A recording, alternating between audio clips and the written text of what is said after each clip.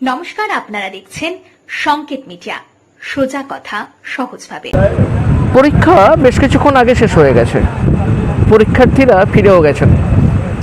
ভালো ছাত্রদের ক্ষেত্রে জিজ্ঞেস করার আগেই মুখ দেখলে অনেক কিছু বোঝা যায়, মুখের এক্সপ্রেশন বলে দেয় পরীক্ষা কেমন হলো।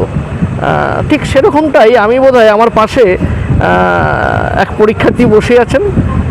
একটু ধৃষ্টতা হয়ে গেল বলা, কিন্তু তারপরেও বলছি আজকের দিনের কারণে পরীক্ষার্থী পাশে বসে আছেন, পাশে তার সেনাপতিও বসে আছেন, দুই পাশে দুই সেনাপতি বসে আছেন। তাদের মাঝখানে আমি জিজ্ঞেস করবো সরাসরি, কেমন হলো পরীক্ষা? পরীক্ষা ভালোই হয়েছে। মানুষ অ্যাকচুয়ালি পরীক্ষা ছিল মানুষের, আমার নয়। আমি সেখানটায় তাদের গাইড করছিলাম। আচ্ছা, পরীক্ষাটা ছিল সাধারণ মানুষের পশ্চিমবাংলায়, এবং যেহেতু দুটো ভাগে এই পরীক্ষাটা হচ্ছে, যদি পরীক্ষা বলি, একটা 23 তারিখে, একটা 29 তারিখে। তো 23 তারিখের যে পরীক্ষা, সেই পরীক্ষাটা শেষ হয়ে গেল। এবার থেকে গেল 29 তারিখের পরীক্ষা। সেটাও আশা করি একই রকমভাবে খুব ভালো পরীক্ষা দেওয়ার সুযোগ করে দেবে মানুষকে, তাদের ভোটাধিকার প্রয়োগের মধ্য দিয়ে। সেইটাতে বাংলা শুধু নয়, ভারতবর্ষের গণতন্ত্র শক্তিশালী হবে, এটাই সবচেয়ে বড় পাওয়া। সকাল থেকে আপনি তো বুথে বুথে ঘুরে বেরিয়েছেন। আমরা দুপুরবেলা একবার হরিরামপুরে এসেছিলাম, তখন আপনাকে পাইনি। আপনি বোধহয় ভোট দিতে ফেরত গেছিলেন আপনার গঙ্গারামপুরে। কি মনে হলো, মানুষের রায় কতটা স্বতঃস্ফূর্ত ছিল? না, মানুষ খুব স্বতঃস্ফূর্তভাবে রায় দিয়েছে। এবার মানুষ ভোট দেওয়ার জন্য মুখিয়েই ছিল। বিশেষ করে এসআইআরের নামে যে অত্যাচার অবিচার মানুষের উপর হয়েছে, ইচ্ছা হলো নাম বাদ দিয়ে দিল। একটা বাড়ির বাবার নাম থাকছে, দেখা যাচ্ছে তার সঙ্গে আরেক ছেলের নাম থাকছে, ঠিক, আর মার নাম বাদ, আরেক ছেলের বা ছেলের মেয়ের তার নামটা বাদ পড়ে গেছে। এই যে একটা চরম অব্যবস্থা, মানে বাড়ির মধ্যেও ভেদাভেদ, ইচ্ছাকৃতভাবে ভেদাভেদ করে দেওয়া, এইটা বিরুদ্ধে মানুষ তাদের ক্ষোভ, আমার ধারণা এবারকার ভোটের দানের মধ্য দিয়ে এবার বুঝিয়ে দেওয়ার চেষ্টা করেছে। প্রত্যেকটা জেলাতেই তো ভোট অভূতপূর্ব হয়েছে, 90% বেশি সব জায়গাতেই প্রায় হয়েছে। আপনার সাথে কথা হচ্ছিল, আপনি বললেন হরিরামপুরে 95% ভোট হয়েছে। কিছু কিছু জায়গাতে হয়ে গেছে। এত ভোট তো সাধারণত হয় না। কি মনে হয়, কি কারণ এত ভোট হলো? এসআইআর এর বিরুদ্ধে কি মানুষ মুখিয়ে ছিল ভোট দেবে বলে? একদম রিভল্ট করে বসছে। এক কথায় যদি আমি বলি, তাহলে রিভল্ট করাই হচ্ছে। যারা এই এসআইআর এটার প্রচলন করেছে এখানটায়, এবং একটা যেটা 2 বছরের একটা প্রসেসের ব্যাপার থাকে, যারা 2 মাসে করতে চেয়েছে, তাদের বিরুদ্ধে মানুষ তাদের ক্ষোভ উগরে দিয়েছে ভোটের মাধ্যমে, আমার নিজের ধারণা।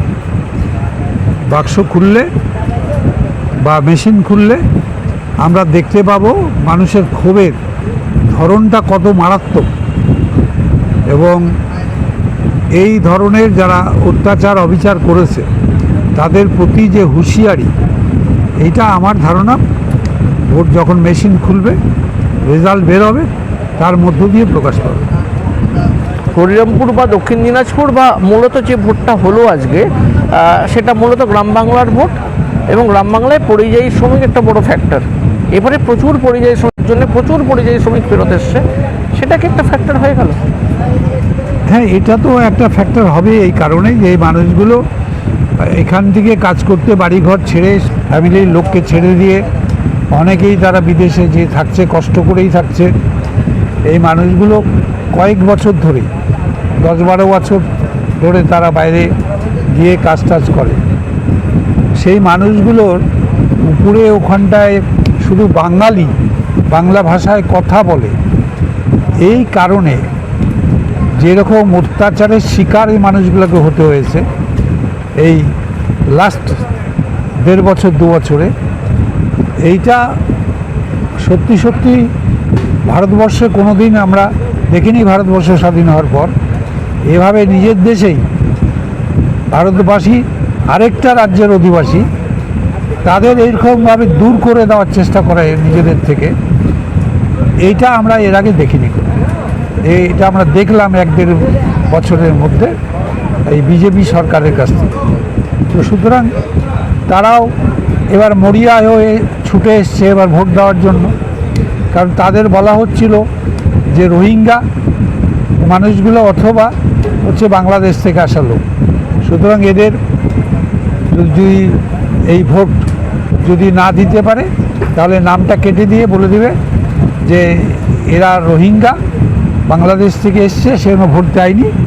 সেই জন্যই এত মানুষ বিদেশ মানে অন্য রাজ্য থেকে তারা এসে এই ভোট দান তাদের অধিকার যেটা সেটা প্রয়োগ করেছে এই ভোটের মধ্য দিয়ে।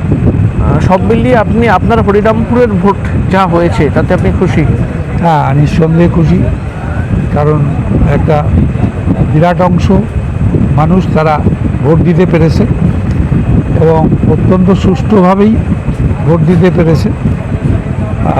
তারা তাদের ক্ষোভ, রাগ, দুঃখ, কষ্ট সবটাই আমার ধারণা তাদের ভোট দেওয়ার মধ্য দিয়ে তারা তুলে ধরেছেন বাংলার মানুষের কাছে এবং ভারতবর্ষের মানুষের কাছে। রেজাল্ট বেরোলে এইটাই আসবে বলে আমার ধারণা। রেজাল্ট বেরোলে কী আসবে সেটা তো আমরা 4 তারিখের জন্য অপেক্ষা করছি, কিন্তু আমার এই কথাটা বলতে দ্বিধা নেই। আমি একদিন ওনার সঙ্গে প্রায় গোটা দিনটা কাভার করেছি এবং কাভার করার পর ওনার ব্যস্ততা ছিল, উনি বেরিয়ে গেছেন। আমি শেষ 2 মিনিটের ইন্টারভিউ আর করা হয়নি। আজকে সেটা আমি বলতে চাই, বয়স যে একটা সংখ্যা মাত্র সেদিন তিনি কিন্তু সেটা বুঝিয়েছেন আমাকে। কোথাও অনেক সময় এরকম হয়েছে যে আমার এনার্জিতে ঘাটতি পড়েছে, ওনার এনার্জিতে ঘাটতি পড়েনি। আপনারা নিশ্চয়ই সেটা মনে করতে পারবেন, আপনারা সবাই দেখেছেন। এবং শুধু তাই নয়, একজন বিধায়ক, তিনি শুধু বিধায়ক নন, তিনি রাজ্যের মন্ত্রী। তারপরেও তিনি তার অঞ্চলের প্রত্যেকটা রাস্তা, প্রত্যেকটা অংশ, সেখানে কোথায় রাস্তা রিপেয়ার করতে হবে, কোথায় রাস্তাটা করতে হবে, কোথায় জল এখনও পৌঁছয়নি বা জল পৌঁছেছে, কোথাও সমস্যা হয়েছে, সবটার খেয়াল নিজে রাখছেন। কর্মীদেরকে জিজ্ঞেস করে নিচ্ছেন, তাদেরকে দায়িত্ব দিচ্ছেন। ভোট একটা প্রক্রিয়া নিশ্চয়ই, কিন্তু তার মধ্যেও মানুষ যাতে করে তার পরিষেবাটা ঠিকমতো পান সেইটা নিয়ে যেভাবে তিনি সচেষ্টতা দেখিয়েছিলেন সেটা কোথাও কিন্তু 19 জানানোর মতো। আপনাকে ডেফিনেটলি অত্যন্ত মানে আন্তরিকভাবে ধন্যবাদ। সেদিন আমরা যা দেখেছি আমাদের মনে হয়েছিল যে এটা আপনাকে বোধহয় বলা দরকার, এবং আমার কোথাও মনে হয়েছিল যে আপনি আপনার কর্মীদের থেকে অনেক বেশি অ্যাক্টিভ। কর্মীরা ভোট করায়, কর্মীরা সংগঠন ধরে রাখে, কিন্তু আমার কোথাও মনে হয়েছিল যে আপনি সেদিন যেভাবে পুরো অঞ্চলটাকে ধরে রেখেছিলেন সেটা একটা বিরাট মানে বিপ্লব মিত্র কেন জেলায় একটা ফ্যাক্টর, তার একটা বোধহয় নমুনা আমরা দেখতে পেয়েছি। তার সঙ্গে আর একটা ধন্যবাদ আপনাকে আমাদের আজকে দেওয়া দরকার, সেটা হচ্ছে আমরা আপনার সাথে সাক্ষাৎকারের দিন বলেছিলাম যে আপনি সবাইকে বলবেন যেন শান্তিপূর্ণ ভোট হয় আপনার হরিরামপুরে, এবং মোটামুটিভাবে প্রায় পুরো জেলাতেই শান্তিপূর্ণভাবে ভোট হয়েছে, সুষ্ঠু ভোট হয়েছে, অবাধ ভোট হয়েছে, এবং হরিরামপুরেও মানে সার্বিকভাবে শান্তিপূর্ণ ভোট হয়েছে। সেই জন্য আপনাকে ধন্যবাদ আরও একবার। ধন্যবাদ। কিন্তু তারপরেও একটা ওই ছোট করে খোঁচা রয়ে গেছে। কুমারগঞ্জে যা হলো, কুমারগঞ্জে বিরোধী দলের প্রার্থীকে হেনস্থা, কোথাও কি দরকার ছিল? এটা একটা দুর্ভাগ্যজনক ঘটনা ঘটেছে বলে জানতে পেরেছি, যেহেতু আমি আমার বিধানসভা কেন্দ্রে আজকের দিনটাতে ব্যস্তই ছিলাম একদম। তো পরে এটা আমি দুপুরের পরে এটা জানতে পারলাম। তো এটা শুনে খারাপ লাগলো এই কারণে যে এটাকে অ্যাভয়েড করা উচিত ছিল, এবং প্রার্থীর উপরে এই আক্রমণ, এটাকে আমি একদম from the core of my heart আমি কন্ডেম করি। যারাই করুক, অন্যায় করেছে, ঠিক করেন। অনেক ধন্যবাদ। 29 তারিখ সামনে, ভোট এখনও বাকি আছে। এটা আপনারা মাথায় রাখবেন, যেসব জায়গায় ভোট বাকি আছে কর্মীরা অনেক সময় অতি উৎসাহী হয়ে যায়, কিন্তু তাদেরকে মাথায় রাখতে হবে যে নেতৃত্বরা কিন্তু কখনোই চায় না যে কোথাও অশান্তি, অপ্রীতিকর পরিস্থিতি হোক। কারণ যদি হয় তার দায় কিন্তু নেতৃত্বের কাঁধেই পড়ে, তাই সেটা কখনো কাঙ্ক্ষিত নয়। আপনাকে আরও একবার আমাদের পক্ষ থেকে শুভেচ্ছা, অভিনন্দন। গোটা দিন খাটাখাটনি গেছে, নিশ্চয়ই এরপর আপনি ফ্রেশ হবেন, একটু বোধহয় স্ট্র্যাটেজি ঠিক করবেন, হিসাব করতে বসবেন। মোটামুটি কি, একটু শেষ প্রশ্নে আসি, মোটামুটি কি কিছু বোঝা গেল যে কত লিড হতে পারে বা কিছু, নাকি এখনও সেটা টু আর্লি টু সে? এখন এটা টু আর্লি টু সে। আমরা হয়তো একটা গেস করতে পারি, একটা ধারণা করতে পারি রেজাল্ট সেই অ্যাজাম্পশনটা কীরকম? সেটা রেজাল্টগুলো যখন আমি পাবো হাতে তখন আমি বলতে পারবো। তবে যতটা ঘুরেছি সেটা দিয়ে দেখেছি ভালো হয়। ঠিক। আজকে ওনাকে আর আমরা বিরক্ত করব না, কারণ উনি ক্লান্ত হয়ে আছেন। আমরা নিশ্চয়ই 4 তারিখের আগে ওনার সাথে আবার বসবো এবং ফলাফল কি হতে পারে, ইঙ্গিতটা ঠিক কোন দিকে, সেটা নিয়ে নিশ্চয়ই আলোচনা করব। আপনারা চোখ রাখবেন সংকেত মিডিয়ার পর্দায়। সবাই ভালো থাকবেন। নমস্কার। Subscribe our channel.